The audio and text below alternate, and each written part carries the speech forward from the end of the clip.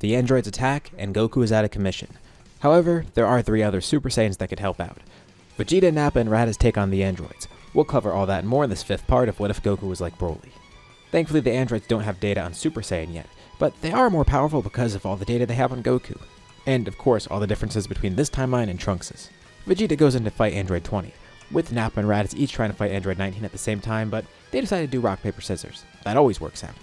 Nappa wins and he gets to fight Android 19 on his own, while Raditz has to watch from the sidelines, a little bit ticked off by this. Nappa is able to defeat Android 19, and Vegeta is actually above Android 20, but he's able to escape, in an effort to try and activate Android 17 and 18. And you know, the group's not really too concerned right now.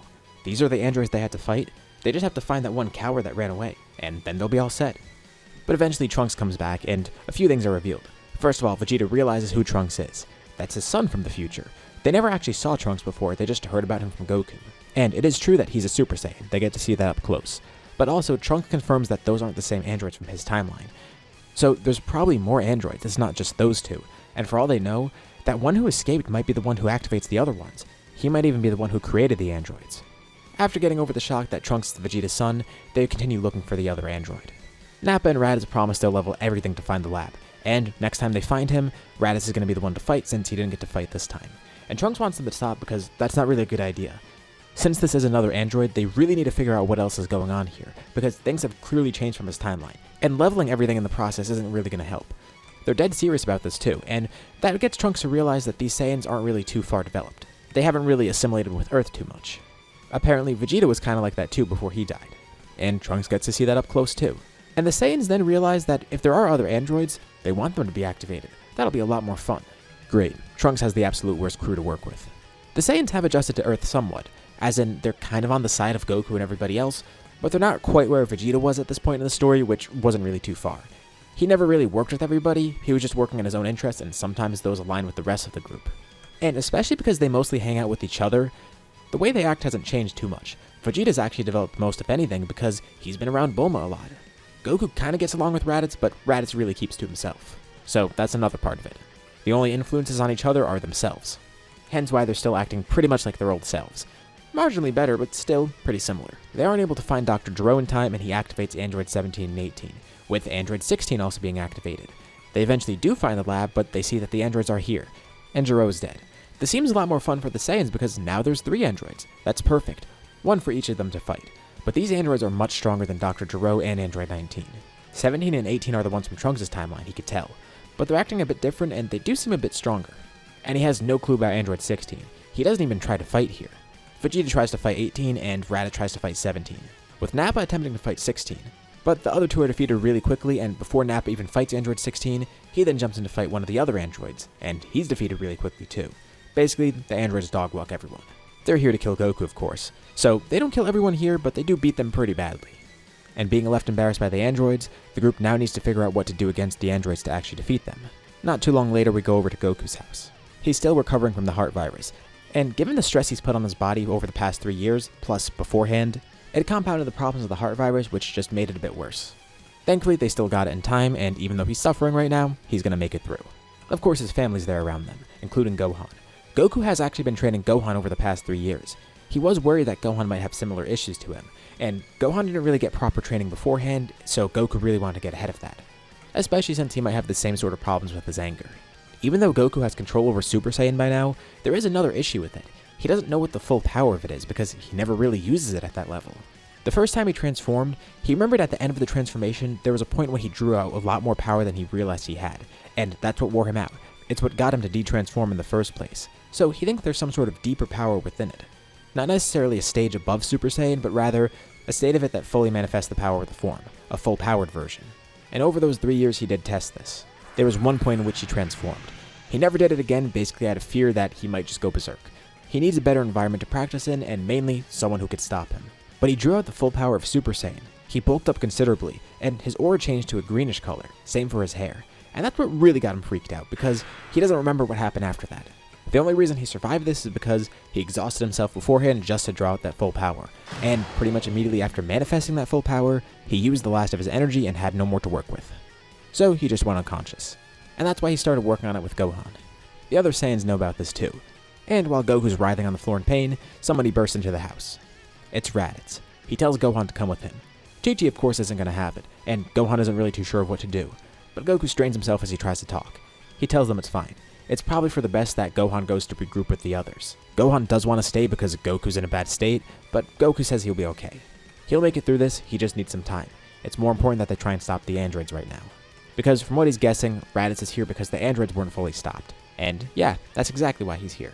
Goku says Gohan can go regroup with Trunks. He'll be a good hand with Trunks, and from what Goku knows, Trunks briefly did know Gohan in the future. Goku never got the full info about this.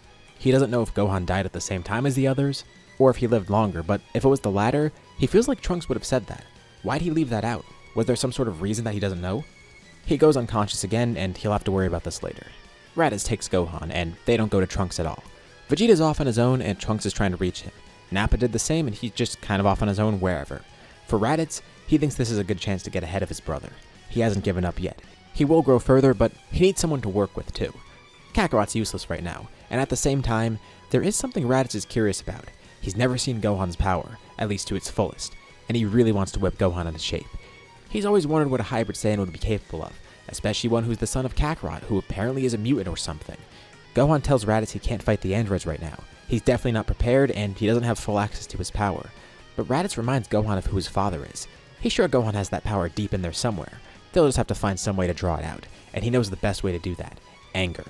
Raditz goes Super Saiyan and immediately attacks Gohan. He's serious too. He doesn't hold back, and there's no warning. Gohan can't contend at all, and he thinks Raditz is trying to kill him. Raditz says that's exactly what he's trying to do. This is the only way to bring his strength out. Gohan has the potential to be better than him, and better than his father. But he's wasting the gift he has, the same thing Raditz wishes he had for himself. So either he draws out that power here, or he dies in the process.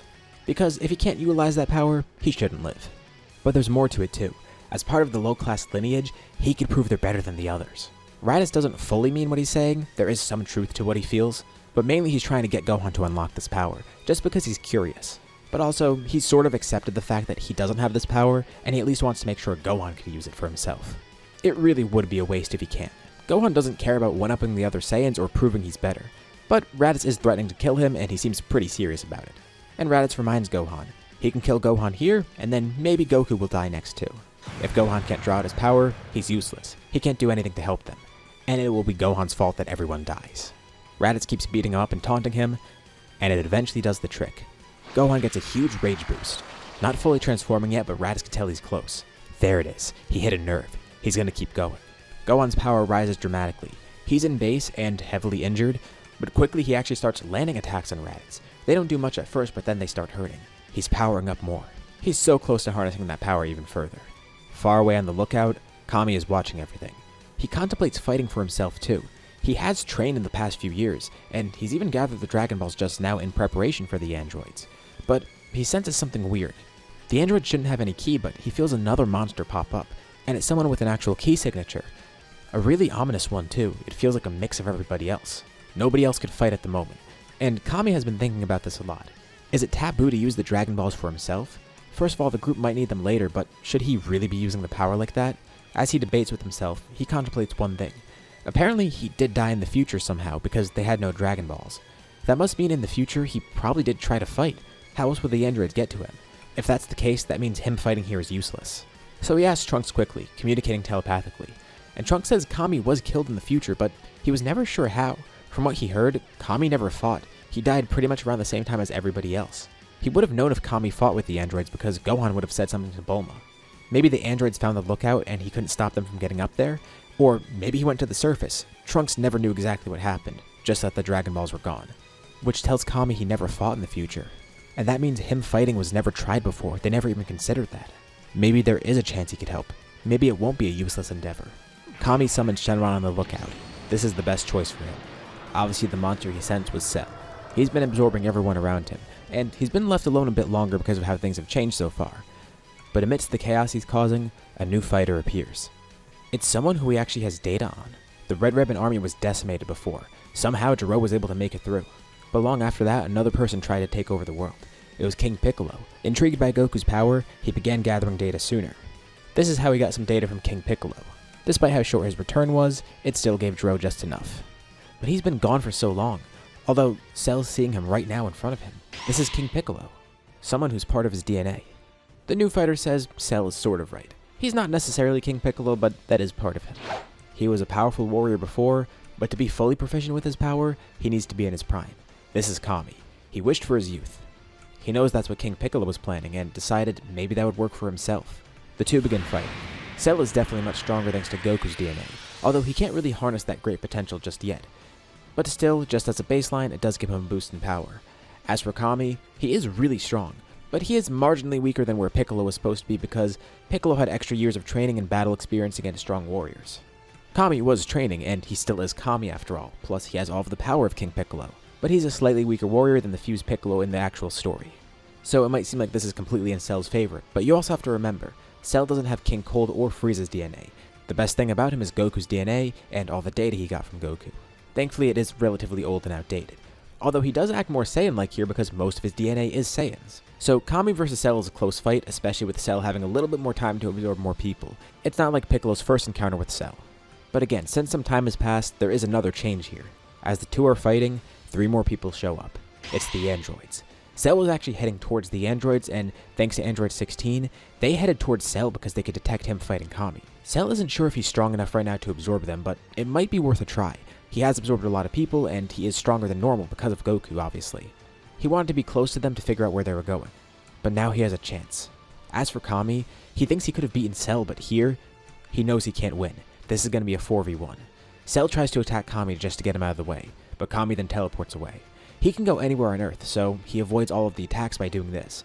He didn't immediately show this, but this is an ability that he has. As a Guardian, he could teleport limitlessly around Earth, and he's only grown faster. But maybe he could use this to his advantage. He could teleport one of the other fighters away from this area just so they're not grouped together. There are 2 issues with that though. For one, he doesn't know how strong the androids are, besides Cell. He only saw them fight the others, and he can't detect their power right now. But there's another issue he's not aware of. He doesn't realize that Cell's not allies with the other androids. He's here to absorb them. So quickly, Kami grabs onto Android 17 and teleports him away to a random area just to fight him, hoping he made the right choice. His plan was to fight the weakest android one-on-one. That would be the smartest option. But again, it was kind of a gamble. He didn't know which one was the weakest. He hopes he could fight against 17. And he could do this, divide and conquer, defeat them one by one. That might be their best option here. Even better if one of his allies joins him. This of course leaves Cell alone with the other 2 androids. They have no clue of what his plan is, but obviously they're not going to trust him right away just because he's another android like them. And Cell knows this too. He has one shot here. He lunges at Android 18, trying to absorb her. 16 realizes Cell's a threat, but by the time he gets ready to attack, it's already too late. Android 18's partially absorbed, and if 16 tries to attack Cell, he's going to be attacking her too. So he watches as she's fully absorbed and Cell transforms, becoming semi-perfect. A very brief fight then takes place between 16 and Cell, with 16 dying here. This is great. All he needs now is Android 17. He'll just have to find where he went. Meanwhile, far away from here, Raditz continues his brutal training session with Gohan, and he finally has a breakthrough. Just like the rest of the Saiyans, Gohan's hair begins to turn golden. Although, now Raditz is kind of worried. Yeah, he drew out the power like he wanted, but he didn't really think of what he'd do after the fact. You know, to calm Gohan down and defeat him. For the first time, Gohan becomes a Super Saiyan. And the worst part is, he's completely berserk just like Goku was the first time he transformed. And with that, we'll leave off here for now. What'd you guys think about this part, and what's going to happen next time? Leave your thoughts and ideas in the comments below. I'd love to see what you guys think. As usual, be sure to drop a like and subscribe if you haven't already. It really helps with the channel and shows me you want to see more videos like this. Anyways, thank you all for watching, and I'll see you all in my next video.